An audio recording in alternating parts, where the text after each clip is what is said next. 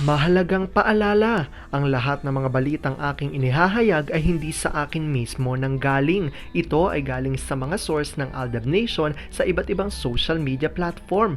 Ako ay tagapaghatid lamang at nagbibigay ng komento. Magandang araw mga Aldab Nation! May panibago na naman po akong update para sa inyong lahat. Pero bago natin ito umpisahan ay huwag niyo munang kalimutan na mag-subscribe sa aking YouTube channel at i-click mo na rin ang katabing bell button para maging updated ka sa mga latest videos na i-upload ko. At kapag umabot na ng 100,000 subscribers ang aking channel, ay may sorpresa ako para sa inyong lahat. Alam kong excited na kayo, kaya naman ngayon, umpisahan na natin ang ating kwentuhan. Ang pag-uusapan natin ngayong araw na ito kung saan si Alden ay hindi na susunod sa mga inuutos ng management. Totoo ba ito? At tila aamin na raw ito sa interview para kay Meng. Wala na nga bang itatago at maninindigan na nga ba siya sa kung ano daw ang tama? Gaano nga ba ito katotoo? At may sapat nga bang ebidensya ang makakapagpatunay rito? Well, yan ho ang ating aalamin at pag-uusapan ngayong araw na ito. Pero bago ho yan, ay bibitinin ko muna kayo ng kaunting-kaunti lamang kung saan magbasa muna tayo ng mga nakakatuwang post ni My Name is Theo01 sa Twitter.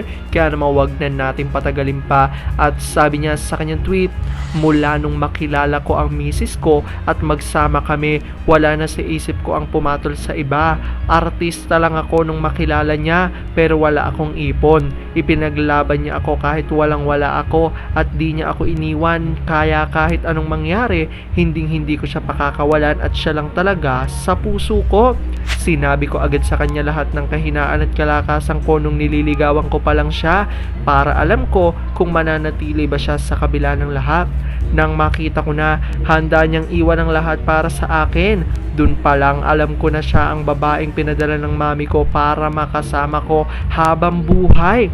Aaminin ko na isa sa mga katangiang hinahalap ko sa babae ay yung katangiang tinataglay ng mami ko. Ang mahirap yun, kaya kahit ilang taon ko nasa showbiz nun wala ako nakitang ganong katangian. Pero nung una ko palang makitang misis ko, hindi na siya nawala sa isip ko. Pinakasalan ko agad, mahirap na. Alam kong tuwan-tuwa ho kayo sa ating binasa. Pero ngayon pag-uusapan na natin ang ating main topic. Oops! Wait lang, saglit lang to. May ipapaalala lang ako para sa mga bago pa lang sa aking channel. Huwag niyong kalimutan na mag-subscribe sa aking YouTube channel at i-click niyo na rin ang notification bell para lagi kayong updated sa mga latest videos na i-upload ko at para maging parte na rin kayo ng aking Fanatics channel family. Well, alam kong super excited na kayo sa ating kwentuhan, kaya naman dumako na tayo sa ating main topic. Gaano nga ba katotoo na di umano'y si Alden ay hindi na raw susunod sa mga inuutos ng management at aamin na raw ito sa mga interview para kay Meng? Tila wala na nga raw itatago ang Asia's multimedia star at maninindigan na ito kung ano ang tama.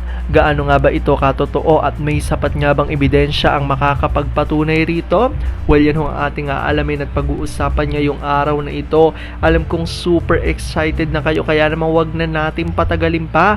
Unang-una na nga dyan galing sa tweet ni Vampire 2019 at sabi niya rito, dito sa showbiz world, hindi lahat ay tunay na kaibigan. Karamihan, kaibigan ka nila kung may kailangan sila sa'yo or pwede ka nilang gamitin. Marami tayong alam dyan sa tabi-tabi. Na-notice nyo, halos lahat ng produce movie ng ABS hindi na kumikita. Noon, pinahype nila ang HLG, tapos post sa account ni Pogi na naka 800 million daw. Maniwala ba kayo nun? Sa tingin ko either na break even lang sila o may konting angat sa kapital. Notorious ang X-Network sa padding. Bakit si King Cobra hindi na nagpo-produce ng movie? Takot na malugi? Dati, ang sabi, siya ang susunod sa yapak ni Dolphy. Paano siyang susunod? Si Dolphy hindi mahilig makisali sa fake news. Siya, saksakan. May kabutihan bang nangyari sa pagsali ng Mendo Fam sa kargador ng Baklaran? Si Mr. Adams Apple, lumakas ba ang binta ng McDo nila? At nang magkaway-kaway pa, may mga bukol pala ang kilikili? Sabi naman ni Twin Flame Australia, totoo yan, friends. Sila lalo at may kailangan gagamitin ka, may makukuha sila sa inyo, rampant yan sa showbiz. Tamang ang galit yan sa fandom kasi nawalan ng gana ang maraming ADN na dati kahit nasa malayo pa, dadayo sa Bulacan para kumain lang sa McDo nila M. Tapos si Karma nang bahala sa kanila, mahirap magsalita, no to solo projects, Aldab pa rin. At ito na nga ang tweet ni Soulmates at sabi niya nga rito, sa susunod, ganito na lang ang sagot. Mahal ko po si M at mga anak namin. Ewan ko sa management namin. Pinagsisinungaling pa ako. Mangungumpisan na naman po ako. Hindi na kay Father Jeff dahil member na po siya ng Sarsuela Group. Kay Father Mario na lang po punta ako ng Italy. At dahil dyan, ito reaction ni Ma'am Mila Kambal. Good answer. TV is truth, Aldab pa rin. At para naman kay Josephine Auza, si Alden, habang nasa showbiz at hawak sa leeg ng GMA, patuloy siyang magsisinungaling para sabihing single at hindi siya nagmamadali sa love life niya. Paano kung dumating na ang paniningil ng Diyos sa sanlibutan? Hindi pa rin inaamin na may asawa at anak siya. Pagbabayaran niya yan sa Diyos. Ayan nga, at iba't iba ang nagreaksyon ng mga Aldab Nation. Marami ang natuwa, ngunit may isa nga ritong nagsabi na tila hanggat nasa showbiz nga daw at gumagawa ng mga project kaya si Alden sa GMA ay patuloy nitong itatanggi ang di umano'y relasyon nila ni Mengay. Ayon yan sa mga Aldab Nation. Well, alam kong kahit na gano'n, marami pa rin sa inyong mas lalo ngayong kumakapit at naninindigan na Aldab nature is real. Pero sabi nga natin na kahit na ano pa man na maging desisyon ni na Alden at Maine sa kanilang buhay, karera at buhay pag-ibig, ay kailangan natin silang suportahan at kailangan natin itong tanggapin ng buong buo dahil yon ang kanilang deserve. At yan ang aking update for today's video.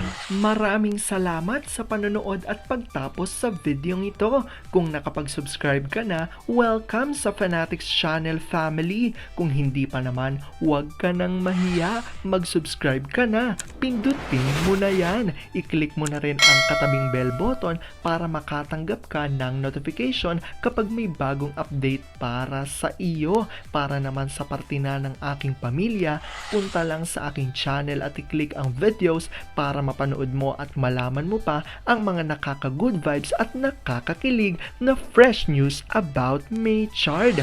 Muli, ako ho ang inyong lingkod na patuloy na maghahatid ng good vibes every day. Thank you mga Aldab Nation. Ingat!